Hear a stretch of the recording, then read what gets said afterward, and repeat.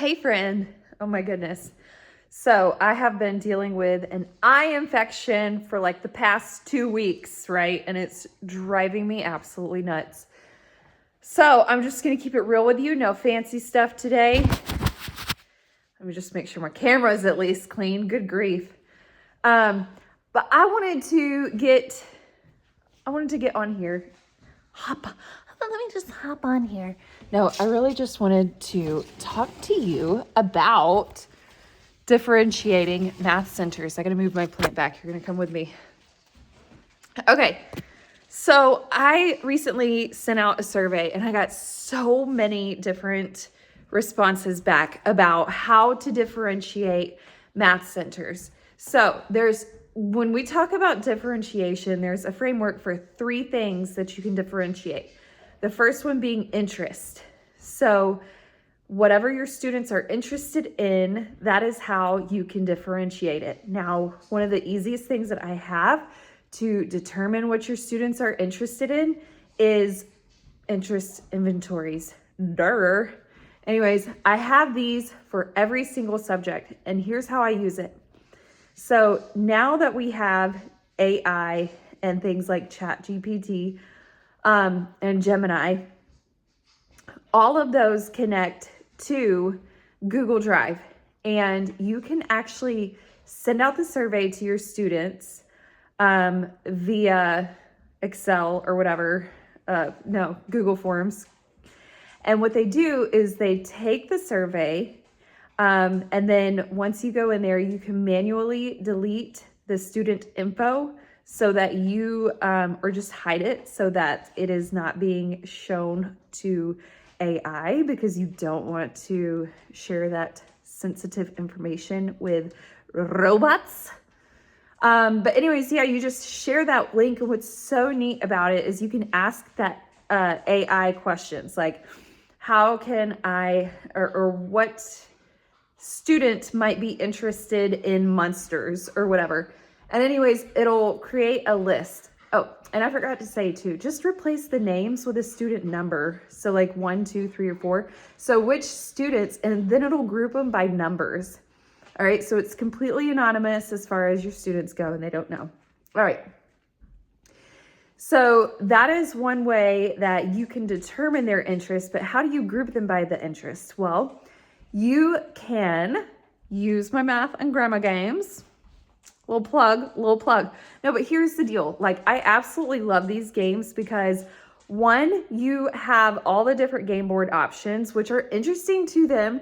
But not only that, there are a different variety of games too that are interesting to them. So if they like STEM, they can do STEM to win. If they'd rather work with a partner and that's what interests them, then they can work with a partner instead. And so it just makes it super easy to differentiate. They just grab and go and pick the game they want to play, how they want to use it. Okay, so the next thing that we can do to differentiate is by the input. That means like how we are giving them information, right?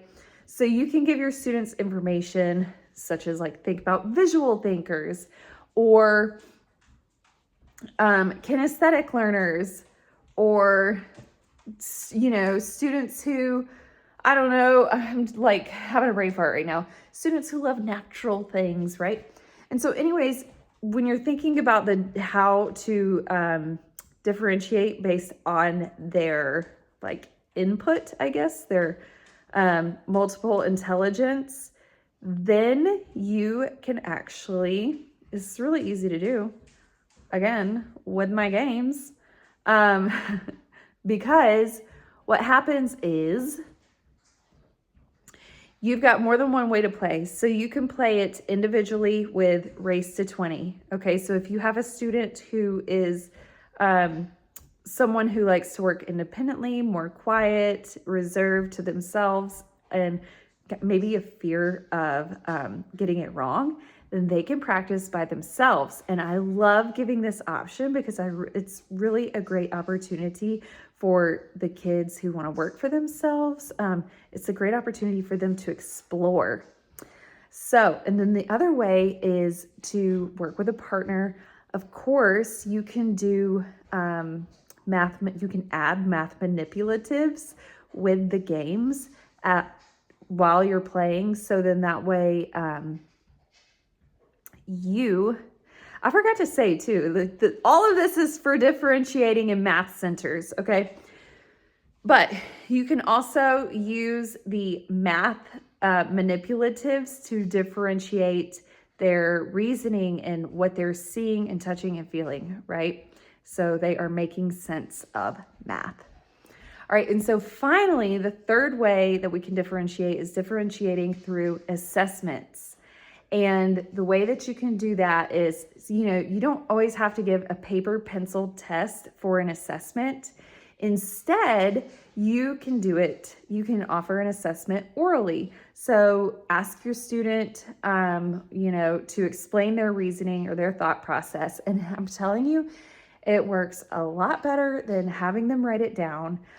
Just having that simple observation. What I like to do is I'm such a sucker for the Notes app on my phone. And so they will share it orally with me, and I will turn around on my phone and I turn on that Notes app and say, student 1 at 10:53 a.m. decided that blah, blah, blah, blah, blah. And then I just basically regurgitate everything that they said into the Notes app. I'm not even typing it. I just use the voiceover on it, and it's like freaking awesome, because all I have to do at the end of the day is just copy and paste it into their portfolio on my Google Drive, which again, guess what? Is where all of their information is, right? The interest inventory and all that. Yeah, so it's really awesome. Okay, so they can tell it to you orally. The other way that they can do an assessment piece is they can write about it and draw about it. But you can also have your students work in groups together. And there's just so many different ways, okay? And so I know I keep plugging these math games, but I'm so serious. Like, you can differentiate in all three of these different ways by using these math games. They're seriously self-checking and just like the best. I'm going to be using the second and third grade and possibly the first grade math games in my classroom this year, as well as the multiplication and division fluency and addition and subtraction fluency games. This way, students are going to be reviewing and solidifying these previously taught skills that hopefully they were taught. But, they probably were, but they just forgot, right? So we're just going to be reviewing those. And in the Math by Myself center that I have, we're going to be using the digital math games that I have for kindergarten, first, second, and third grade. Now, I'm not going to introduce the third grade games until I have taught the third grade skill. So just keep that in mind whenever you are using the games, to use a grade level below, because you're going to want to build onto the new skills, right? And you want to take them to the edge of frustration, not to the frustration point, okay? So we're like standing on the edge of the cliff. Think of it like that. Hope that makes sense. Anyways, so those are three ways that you can differentiate using math centers. I also, part of the reason why I love doing independent technology, math writing, and math with someone is because all three of those are different learning styles, and they all provide different opportunities for students to experience the content in a different format, which is part of that differentiating with the input. So for math writing, we do a lot of personal, narrative, opinion and persuasive, and the how to, what's it called? Interrogative? I don't know, guys. Oh, I'm just losing my mind. But anyways, the how to, like, step-by-step writing for math. And this just helps me understand it. So I hope this helps. And let me know if you have any questions about how I differentiate my math centers. I would love to talk with you. And you know what? Thank you so much for just joining me. Hi. With my eye infection. Oh, I can't wait to get this thing out. Hi. Okay. Well, we love you. We'll see you soon. Bye.